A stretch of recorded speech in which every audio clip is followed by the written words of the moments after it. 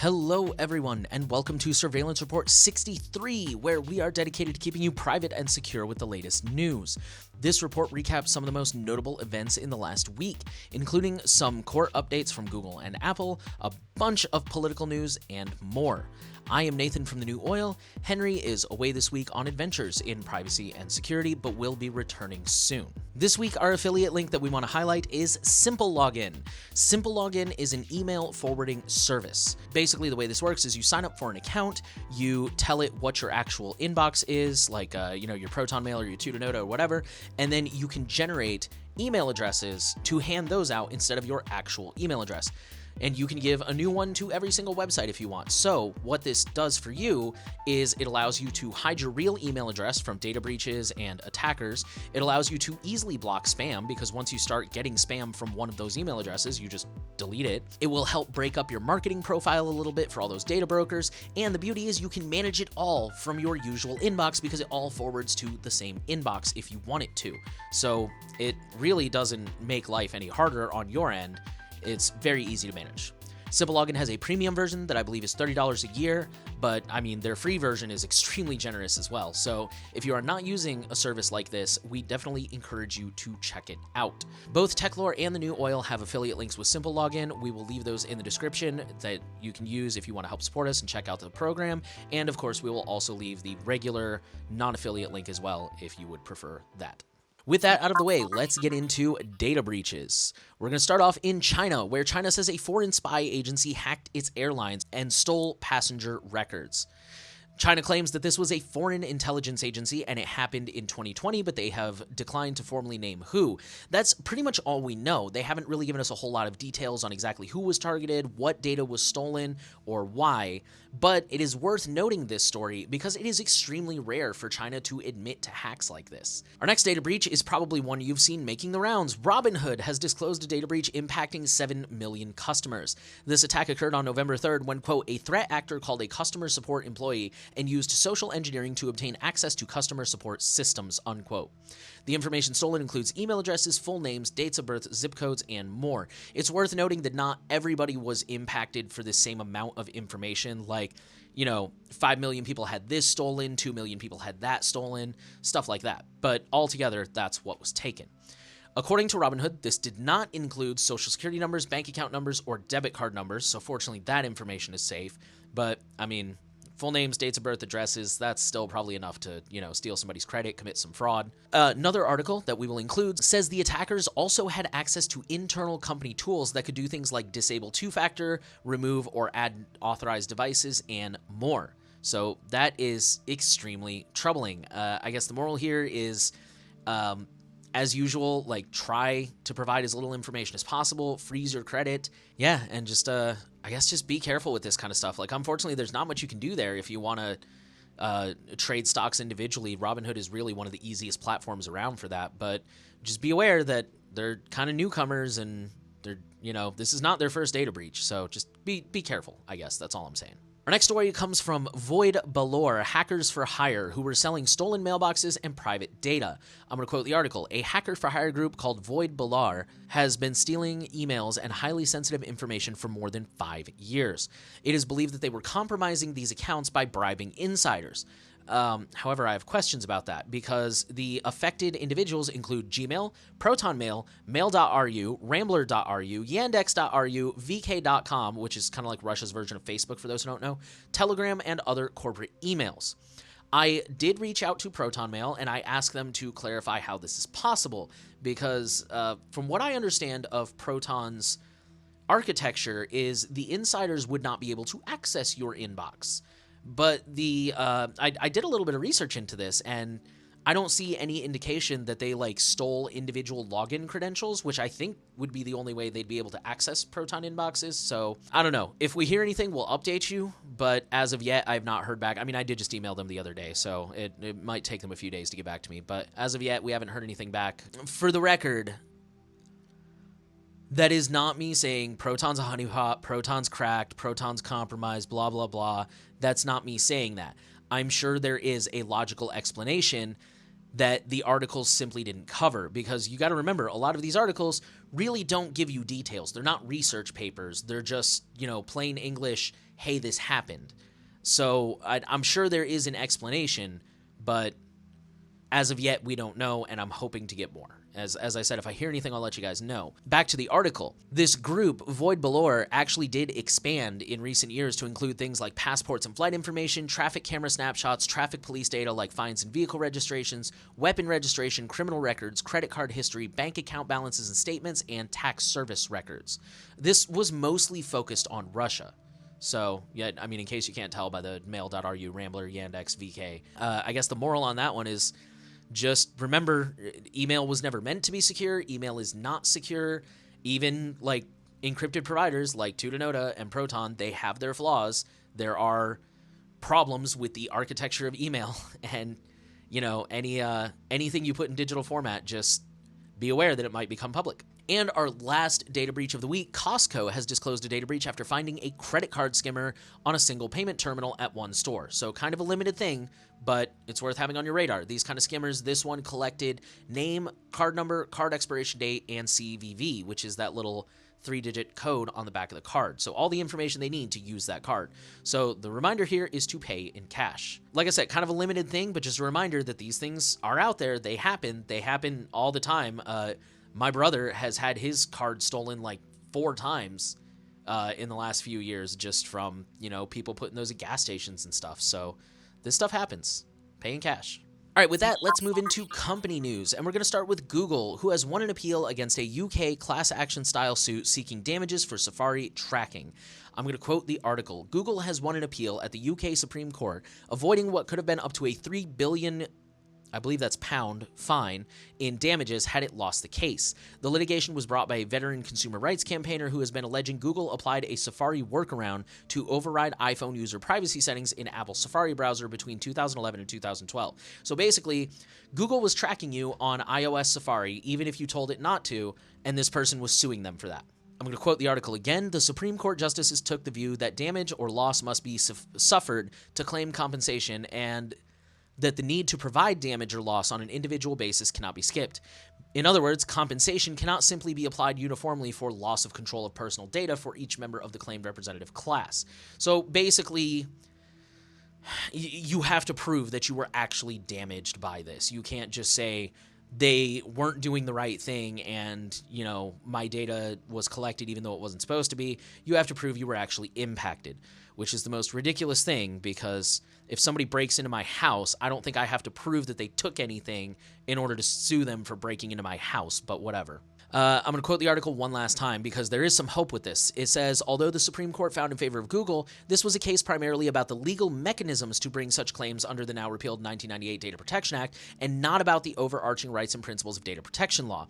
So in other words, there is still the possibility that other privacy suits for this type of thing can still happen, because this wasn't about the principle in question. It was really more about a different law, and like they said, the legal mechanisms. Like, it all kind of went over my head. But the point is, there is hope. There can still be other lawsuits. This is not like, Google can do whatever they want forever. It's basically like, this is not one way to hold Google accountable. We will have to find others, but those do still exist. So, all right, our next story is also a court story, and it comes from Apple. And it says, a judge orders Apple to allow external payment options for the App Store by December 9th, denying a stay. This comes from the Epic versus Apple lawsuit, which I'm starting to wonder if Apple really regrets taking that one to court now. But the judge says that Apple must comply with an order to let developers add links and buttons to external payment options. Originally, Apple had asked, I believe that this ruling is not new. What I think is new is that Apple had asked for kind of an indefinite pause so that they could figure out the logistics of all this and whatnot, but they didn't say how long they needed. They were just kind of like, well, we need time, so let's put a pin on this. And so the judge basically responded with like, well, you're not giving us an actual date. You're not saying how much time you need, so you're probably just stalling because you suck. And no. So now your deadline is December 9th. You've got less than a month to make this happen. And of course, Apple says they plan to appeal this. So yeah, I'm sure we'll be keeping you updated on what's going on with this in the near future. Our next story comes from Microsoft, where it says Microsoft will now snitch on you at work like never before. So Microsoft is rolling out a bunch of new tools for admins, including, quote, insider risk management and increased visibility on browsers. This is clearly meant to target insider threats, including whistleblowers. It looks for files copied to personal cloud storage, files printed to local or network devices, files transferred or copied to a network share, files copied to USB devices. However, the really concerning part here, as if that wasn't concerning enough, this initiative also includes machine learning and can calculate, quote, insights related to the individual's behavior, character, or performance materially related to employment, unquote. I know there's like those last 4 words, materially related to employment, but, you know, these things always get abused. So, yeah, basically, in addition to watching your browsers and all your file transfers, now Microsoft will allow administrators to use machine learning to basically learn more about you as an employee, which is, yeah, just spying on you like never before, as the headline says. So if you are working for a company that uses Microsoft and you have to be in that ecosystem, just be aware of that. You're being spied on more and more. Our next story comes from TikTok. It says, the sneaky way TikTok is connecting you to real-life friends. This is actually not new. I sent this to my partner, who I've said before uses TikTok, and she kind of texted me back, and she's like, yeah, they've been doing this for a while, actually. Basically, when TikTok first started, they didn't really make any efforts to connect you with real-life people. You know, like a lot of apps, like even Signal. When you download Signal, it'll read your contacts list, unless you tell it no. It'll read your contacts list, and then it'll say, hey, this person's on Signal, this person's on Signal, this person's on Signal. Do you want to connect with them? TikTok never did that before. It was kind of like, just download it and start going, kind of like Reddit. It didn't really try to figure out, hey, here's all your friends you know on Reddit. It just lets you be. Well, now they're changing that. They are trying to connect you to real-life people. If you are a TikTok user or know any TikTok users, let them know that it's about to start connecting them to family and friends, and, you know, it's about to get really even more invasive. And as those of us who are into privacy know, like, when you're being watched and you know you're being watched, it changes how you behave. So just something to be aware of. And our last business story, it says the dawn of tapography. Does your smartphone know how you feel before you do? So there's a company called Quant Actions, and they have published a proof of concept that tapping on your touchscreen can be used to infer medical information, like sleeping patterns, depression, and epileptic episodes. This is being called digital phenotyping, and it pretty much includes all the health data collected digitally, like smartphones and wearables and stuff like that. So this is just one part of digital phenotyping. You know, it includes all that data. We have talked in the past about companies like Apple who are trying to include more health data. You know, originally when the Apple Watch came out, I think pretty much all it could do was, in terms of health, was like count steps and your pulse.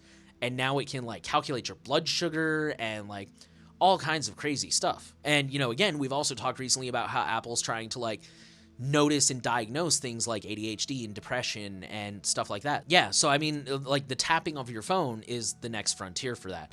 And this company is one of the companies behind that. And, you know, I mean, some of it is pretty obvious. Like when they say sleeping patterns, if you're up at 2 a.m. scrolling on your phone, then obviously you're awake. But, you know, then some of it is a little more subtle, like depression and epileptic episodes just from your tapping. In some ways, people believe this could be more accurate because typically mental illness relies on self-reporting. So this could be a good way to alert people like, hey, you might have depression. You might want to get that looked at by a doctor. On the other hand, so far, the studies in this field have been very small sample sizes, like a couple dozen people. For those who don't know, I think 1,000 is like the minimum pool for an accurate sample size. So yeah, way, way short of an accurate sample size. Research bias is definitely present. For example, like good demographic representation. It's kind of very homogenous right now in terms of who they're sampling. And then, of course, there are the obvious privacy issues which we are talking about. Like, will you be able to opt out of this? Who is allowed to use that information, like employers and insurance companies? How are they allowed to use it, et cetera, et cetera? Something to be aware of, and as with everything, we'll keep you updated if we hear anything. That wraps up companies. We're now going to move into research, and we're going to start with research that Apple's CSAM scanning can be fooled very easily. We have already covered a similar story like this quite some time ago. This is just more proof that backs up these stories. This comes out of Imperial College in London, who has presented a, quote, simple method. The article did mention a few possible solutions that would make hash collisions like this harder.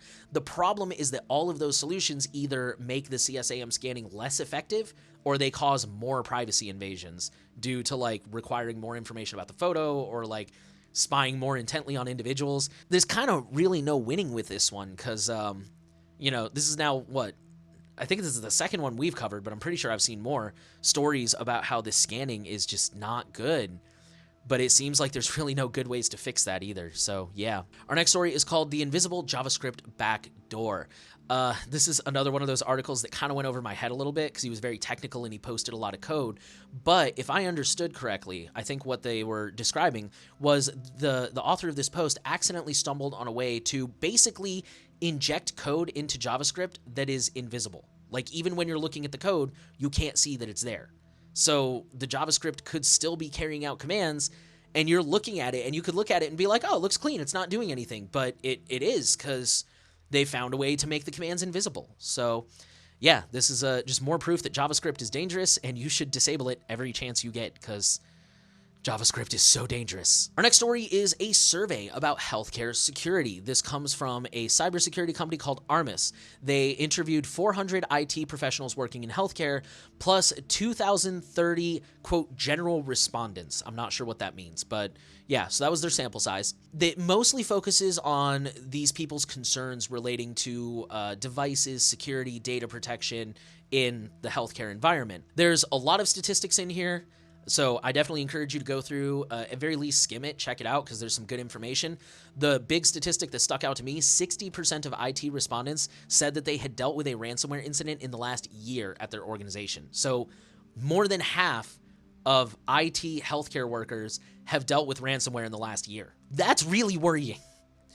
On the plus side, one of the statistics further down in the article says that more than half of the respondents say that spending in IT is up because people are starting to realize it's becoming an increasingly dangerous world.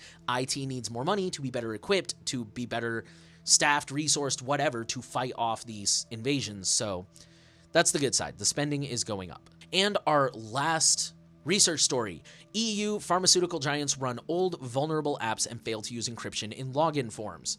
I'm going to quote the article a whole bunch here because, they just had little sentences here and there that said it best. On Thursday, Outpost 24 published new research that claims the top 10 pharmaceutical countries in the region are all failing to maintain a robust security posture, with 80% considered to be critically exposed to the risk of cyber attack. According to the report, EU pharmaceutical businesses often run large numbers of web applications, and 3.3% of those scanned by the firm were deemed suspicious, including open test environments that should have been closed. In addition, 18% of organizations analyzed are using outdated, unpatched web components that contain known vulnerabilities. And then I kind of summarized this last one. Also, 23.74% of U.S. healthcare organization apps are outdated. The last quote, Outpost 24 said that basic SSL failures, privacy policy misconfigurations, and cookie settings also feature as common security and compliance problems. So, long story short, healthcare is a security mess. Try not to use the apps, try not to use the websites, try to do everything you have to do in person, in cash, and, just try to limit technological involvement as much as possible. I know we're in a very tech world these days. That's very hard to do, but just as much as possible, try to limit that because, yeah, it's still an absolute freaking mess. And with that, let's move into politics. This is going to be a really big section this week, so I'm sorry, guys.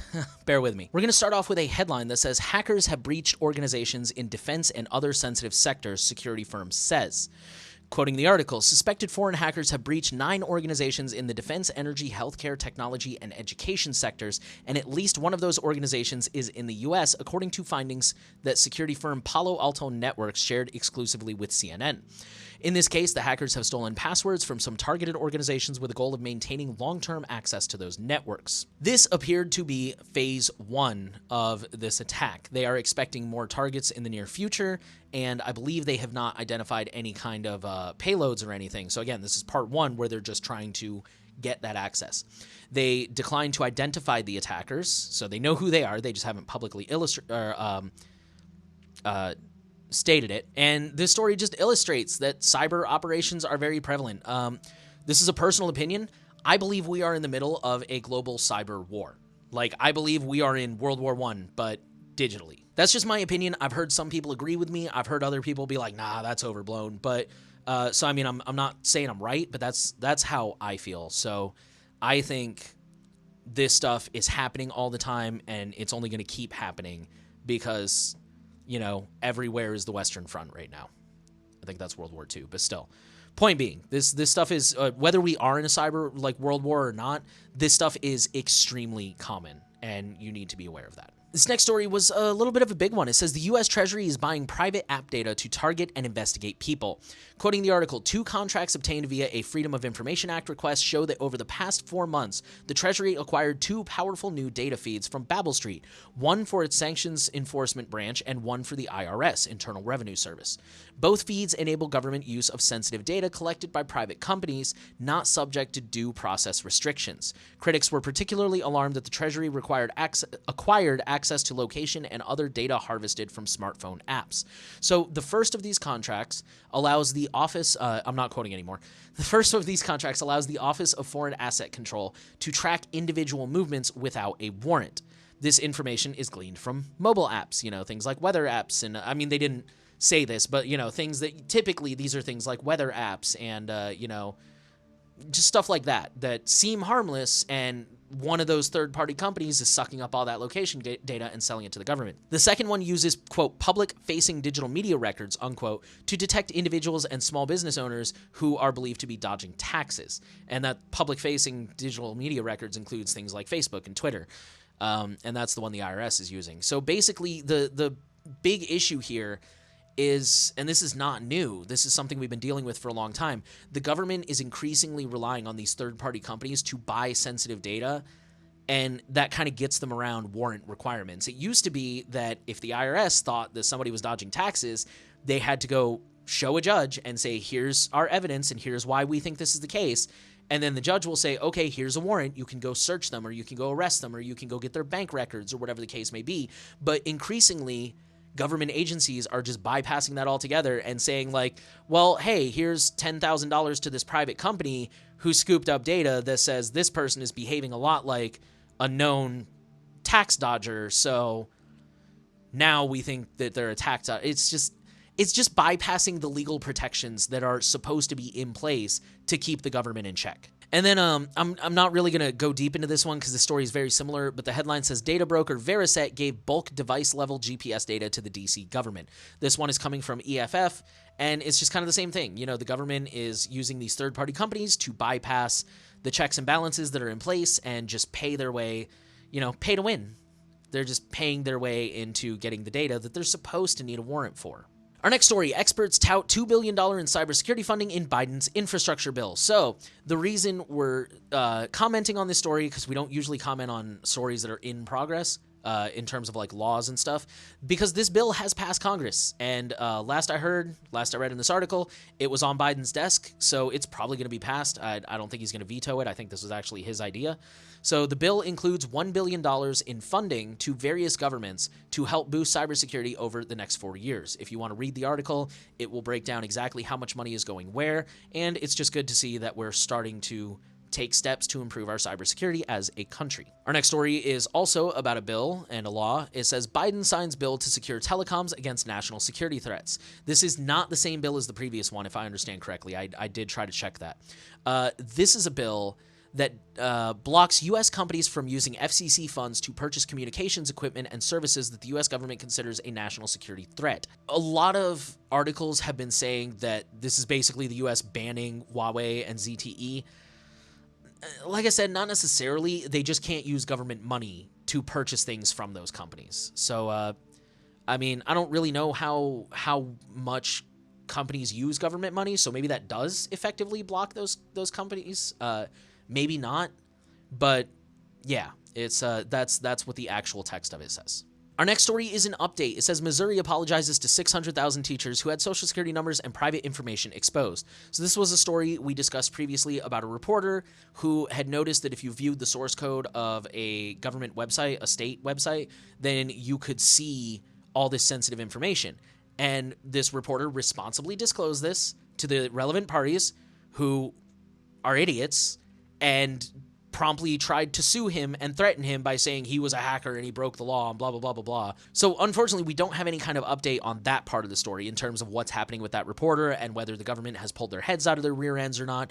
But the state has formally apologized to the people who were affected and offered support for anyone who is harmed, in the form of like identity theft services and stuff like that.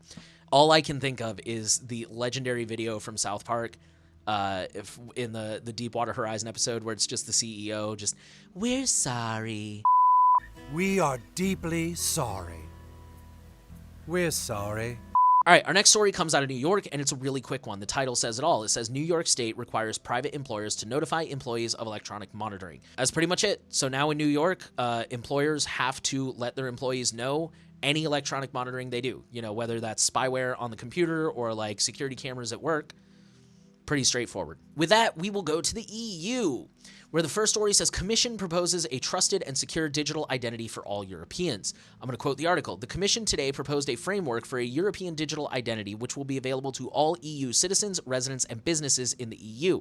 Citizens will be able to prove their identity and share electronic documents from their European digital identity wallets with the click of a button on their phone. They will be able to access online services with their national digital identification, which will be recognized throughout Europe. Very large platforms will be required to accept the use of European digital identity wallets upon request of the user, for example, to prove their age. Use of the European digital identity wallet will always be at the choice of the user. So this is claiming that users will be in control of their data. I'm going to quote again. The European digital identity wallets will enable people to choose which aspects of their identity, data, and certificates they share with third parties and to keep track of such sharing. User controls ensure that only information that needs to be shared will be shared. I'm assuming that people are people no matter where they live, and even in the EU, there will be people who don't understand what they're doing and don't understand that all they need to do is hit this button here and send only, their name or something, and not this button here. This sends everything, and vice versa. I'm sure there will be companies that say, oh, we need everything, when in reality, all they need is your age. So, I'm already seeing that pop up. There's, of course, the never-ending questions about how will this data be secured? It won't.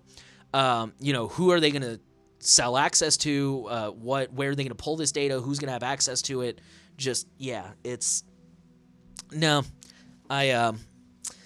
I hate to editorialize, but I have no doubt that this is not going to go smoothly. And on the topic of the EU, we have an update. Previously, we talked about chat control. I know I wrote a whole blog post about it for Decentralized Today because everybody lost their collective minds and there was all kinds of FUD going around. That's fear, uncertainty, doubt, for those who don't know. Just conspiracy theories, basically. Everybody going around with, they're going to backdoor our phones and blah, blah, blah, blah, blah. And, that's not at all what it was, but still. It wasn't great, but still, realism, people. Basically, the government is in favor of making it mandatory. The headline says, EU interior ministers welcome mandatory chat control for all smartphones. And quoting the article, at the meeting of EU interior ministers in Brdo, Slovenia, the government representatives today spoke out in favor of mandatory screening of our private communications. The article goes on. I mean, this is written by a politician who opposes chat control, rightfully so. But, I mean, yeah, that's basically the story is the government, the EU, for the most part, seems to be all about this and all aboard and wants to do it. Educate yourselves on chat control if you live in the EU, and please speak up to your politicians and the EU Commission and whoever is relevant and let them know that this is a terrible idea. And if you have more questions about chat control, we covered that in a previous surveillance report. We'll leave that alone. We'll go to Australia, where Clearview AI has officially been kicked out of Australia for violating the country's privacy policies. Now, the key word here is officially. This is formal, but it's really unclear, at least to me, how binding this order is and if Clearview is actually going to comply. Because basically, the order was just like, yes, you violated country privacy laws, stop doing that. And based on Clearview's business model, stop doing that basically means GTFO. But they didn't actually say Clearview has 30 days to cease operations in Australia or anything like that. So, yeah, Australia has kind of cracked down on Clearview, but we will see what actually comes out of that in practice. Hopefully, something good. And on the topic of Australia, My Health Record mobile app is set to launch in early 2022. So this is, from what I understand, this is the official health app for all of Australia, and it is opt-in. You don't have to join it, but it's basically just a digital app that you can download that, has all your health records, and you can easily carry them around with you and show them to your doctor or whatever. So yeah, this is just, they're adding a mobile app to go with that system. I don't think you need a mobile app. I think that's taking it a little far. I see the value of having something like this system. I don't know why you need to have it on your phone 24/7, but just something to have on your radar if you're an Australian. With that, we will move north to Seoul, South Korea, who has announced they will be the first city government to join Facebook's metaverse. On November 3rd, the South Korean capital announced a plan to make a variety of public services and cultural events available in the metaverse. If the plan is successful, Seoul residents can visit a virtual city hall to do everything from touring historic sites to filing a civil complaint by donning virtual reality goggles. So, yeah, unfortunately, it looks like everybody's real eager to lean into this metaverse thing. That will not go well. Try to avoid it, Seoul. Please. Please don't do it. Our next story says hackers targeted Apple devices in Hong Kong for a widespread attack. So some background. This story actually applies to another article I saw. Basically, Apple has not been applying security updates equally despite the fact that they are able to. They are only pushing out updates to newer operating systems, even though older ones are capable of receiving those same security updates. I don't know if that's laziness or if that's to try and prod people to update to the newer ones. I don't know, because I'm certain they haven't been advertising that fact. So I don't know what the deal is there. Maybe they're just being cheap. But either way, that is the background. That is where we're coming from. So because not everybody's been getting those security updates, it's suspected that these were state actors have been using those vulnerabilities in Macs to track dissidents in Hong Kong, from journalists to activists, and they're looking for things like people who visited pro-democracy websites. Part of this attack actually involved compromising the website itself in a way that, from what I understand in the article, isn't really clear at this time. We're not really sure how they compromised the websites, but somehow they did, and that led to, in turn, compromising the Apple devices that were vulnerable, and now journalists and activists and everybody in Hong Kong who visited these websites are now being tracked. So, yeah, lovely. I guess the defense on that one is just try to keep your stuff updated, because like I said, these were outdated operating systems. Think of it like how Windows 10 is, now there's Windows 11. So it would be like if Microsoft was not pushing updates to Windows 10, but they were pushing them to Windows 11. So I don't know. I'm not a latest and greatest type of guy, but security updates are important. So if your devices aren't receiving security updates, that's definitely time to upgrade. All right, and our last story, and I can already hear all the conspiracy theorists crawling out of the woodworks to leave their racist comments. Israel escalates surveillance of Palestinians with facial recognition program in the West Bank. So this has actually been rolling out slowly over 2 years. This is not a sudden thing. One part of this program involved the use of Blue Wolf, which is an app that allowed Israeli soldiers to take photos of Palestinians, and that photo would use facial recognition to tell the soldier this person needs to be detained, this person needs to be arrested, or just let this person go, we don't need anything from them. This app includes photos of children and elderly people, and actually the article explains how they gamified the collection process to basically encourage soldiers to take pictures of Palestinians to ramp up the database and really get it off the ground quick. So that's pretty screwed up. A similar facial recognition technology was added to various checkpoints and CCTV cameras, and often identifies people before they even present ID. So yeah, that's really invasive, and that's where we're at right now with the Israeli-Palestinian conflict. And I will just leave it at that. That was a ton of political news. With that, we're going to go into FOSS, free and open source software, and unfortunately, I only have one story for you guys this week, but it is kind of cool. Tor Browser 11 removes V2 Onion URL support and adds new UI. So V2 Onion URLs, this is something they've been talking about for a year, so hopefully this shouldn't really affect you, those of you who use the Tor browser, because the websites have had plenty of warning. Additionally, the Tor browser has updated their user interface to look more like the new Firefox. I think it was 93 or 92 they rolled out their redesign, something like that. So yeah, now it looks more like modern Firefox. And that is it for FOSS. Tor browser's been updated. If you use Tor browser, which definitely has its uses and I encourage it, be sure to update. And now we will move into our Misfits section. Our first story says Gmail accounts are used in 91% of all baiting email attacks. I just wanted to share this story with you guys because I feel like this is fighting the propaganda. There's a lot of propaganda out there that's only bad people use encryption. What do you got to hide? Ooh, we got to stop the pedophiles and the drug dealers, which, don't get me wrong, those are bad people. But still, ooh, when the evidence is starting to suggest otherwise. Apparently most bad guys don't even give a crap about Proton and Tutanota and Signal. They definitely don't give a crap about Signal because they all just got stung using some proprietary BS honeypot. So, yeah, it's bad guys are not the only ones that use encryption, and half the time they don't use encryption. Look at that, 91% of these attacks are using Google accounts. The attackers are using Gmail. Like, they don't give a crap, man. Banning encryption won't stop bad guys. And our last story, a pair of PS5 hacks could be the first step towards jailbreaking Sony's latest console. I do not condone jailbreaking things because they introduce a lot of security vulnerabilities and stuff like that, but I just wanted to share this because this is your weekly reminder that anything is hackable. You know, PlayStations. When I was in high school, I actually had a friend who I guess probably jailbroke my Xbox. I didn't ask at the time because I wasn't very tech savvy at the time, but basically put Legend of Zelda Majora's Mask on my Xbox, and it's super awesome. I loved it. I had a great time. It was fun, but you know, it's just at the time I would have never thought. I'm like, you can hack an Xbox? Like what? How? It doesn't have a keyboard. It doesn't have a screen. How do you do that? And yeah, just anything is hackable, guys. Anything. If it has electronic components, it's hackable. Probably if it doesn't, it's hackable. But anyways, yeah, just remember that. And that was all of our news this week. We had a ton of political stuff. Hopefully it helps you know what's going on in that world. We had another Robinhood data breach. We had some more research about the dangers of JavaScript. So yeah, I hope this was an educational and helpful report for you guys. I know it's kind of dry with all the political stuff, like I said, but you know, that was the news this week.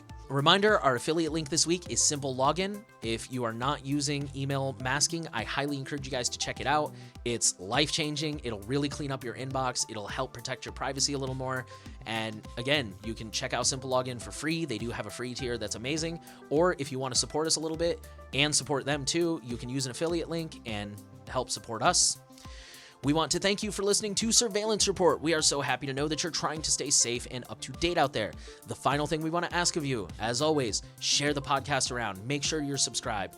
Give us a rating if you're on a platform where that's possible. Leave a comment, leave a thumbs up. We're trying to reach as many people as possible with the message of privacy, and every interaction you have with these videos helps do that. So, thank you again for listening. Thank you for staying safe out there, and we will see you next week.